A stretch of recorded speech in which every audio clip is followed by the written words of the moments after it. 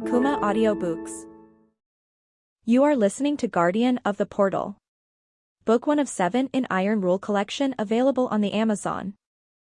Chapter 4, The Challenge of the Portal's Guardian. The air in the cavern seemed lighter as Mira and Uncle Roy pressed on, but the weight of what they had just endured still lingered between them. The orb floated ahead, its glow stronger now, as if guiding them with renewed purpose. Mira's grip on her pendant tightened with each step, her mind racing with questions. What had the portal been trying to teach them? And what was coming next? They emerged from the narrow passage into yet another chamber, but this one was unlike anything they had seen so far. It was massive, soaring walls lined with intricate carvings and towering stone pillars that seemed to reach into infinity. The ceiling was lost in shadow, and the entire room had an ethereal glow, as if it existed outside of time itself. At the center of the chamber stood two towering statues, guardians, Mira realized with a shiver.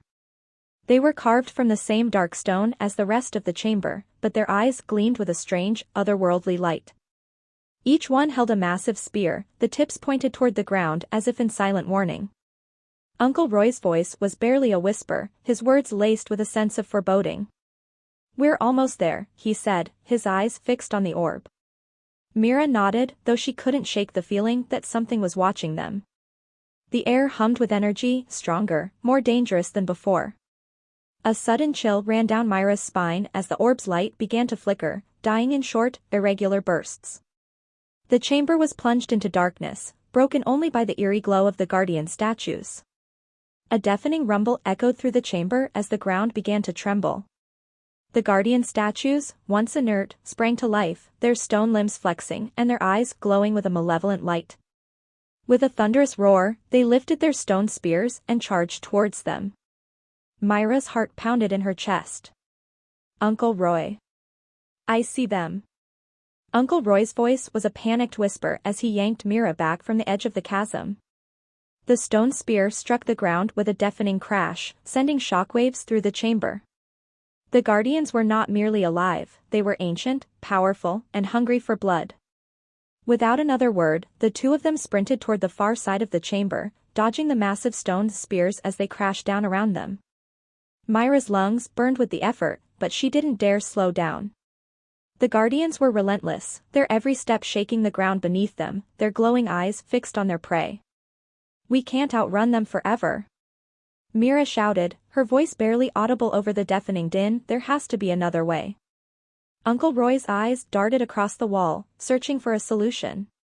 His gaze fell upon the intricate carvings, a flicker of hope igniting in his eyes. "The symbols," he exclaimed.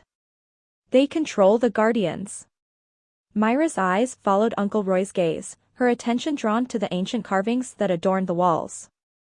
The symbols, once dormant, now pulsed with a sinister energy, their intricate patterns weaving together to form a terrifying tableau. "There." Uncle Roy pointed towards a specific symbol, its glow intensifying.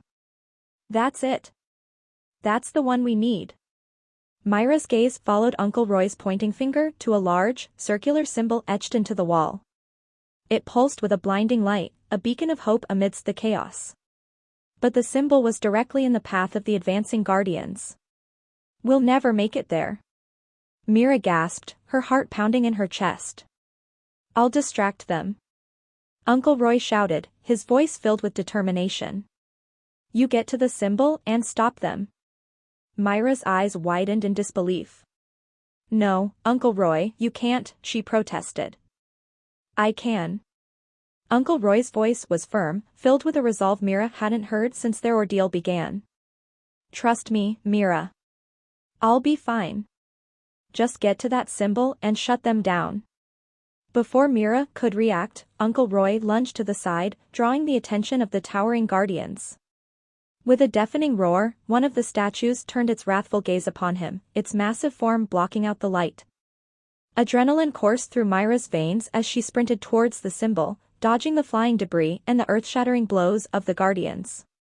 Her legs burned, her lungs ached, but she refused to give up. The air crackled with energy, the very fabric of reality seeming to bend and warp. Mira pushed through the oppressive force, her determination unwavering. The symbol pulsed with a blinding light, drawing her closer. Behind her, the roar of the guardians echoed, a constant reminder of the danger that lurked behind her. Mira refused to look back, her focus solely on the task at hand. The fate of the world rested on her shoulders. Mira pushed herself to her limits, her legs burning with exertion. Finally, she reached the symbol, her breath ragged, her heart pounding.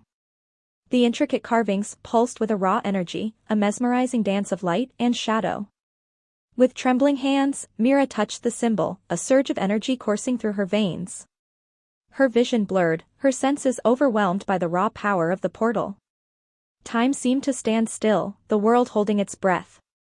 A deafening roar echoed through the chamber as the ground trembled beneath their feet. The energy within the symbol surged, unleashing a force that shook the very foundations of the portal. The statues froze. Their glowing eyes dimmed, and the thunderous footsteps that had shaken the chamber came to an abrupt halt. Slowly, the massive stone guardians lowered their spears, their movements sluggish as if they were returning to sleep. The fiery light in their eyes flickered once, twice, and then went out entirely. A heavy silence settled over the chamber, the only sound the rhythmic rise and fall of Mira's breath. She leaned against the wall, her body exhausted but her spirit elated. She had faced the impossible and emerged victorious. Uncle Roy limped towards her, his face etched with relief and exhaustion. "Mira," he gasped, his voice hoarse. "You're okay?" Mira exclaimed, a surge of relief flooding through her. Uncle Roy managed a weak smile. "Thanks to you," he said, his voice filled with gratitude. "We wouldn't have made it without you." Mira forced a smile, her legs trembling with exhaustion. "Neither was I," she replied. A heavy silence descended upon the chamber, the only sound the soft rustling of their clothes. The guardians stood like stone sentinels, their power extinguished. Mira turned to the symbol, its glow now faint and flickering. "Do you think it's over?" she asked, her voice filled with uncertainty. Uncle Roy shook his head, his expression grim. "This is far from over," he warned. "The portal has more in store for us." Mira's heart pounded in her chest, her mind racing. The portal was relentless, pushing them to their breaking point.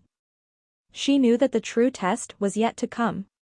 "We have to keep moving," Uncle Roy urged, his voice filled with determination. "The end is near, but the greatest challenge lies ahead." Mira nodded, her body aching with fatigue. With renewed determination, she followed Uncle Roy deeper into the heart of the portal. The orb, their only beacon of hope, flickered to life, illuminating the dark passage ahead.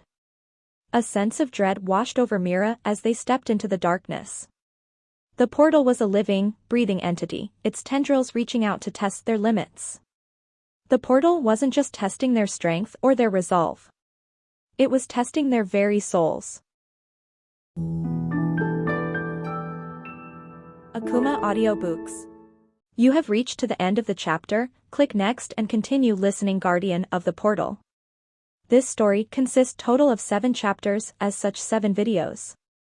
Consider subscribing for more epic tales by Akumah Audiobooks and refer to channel playlist for better experience and sequence.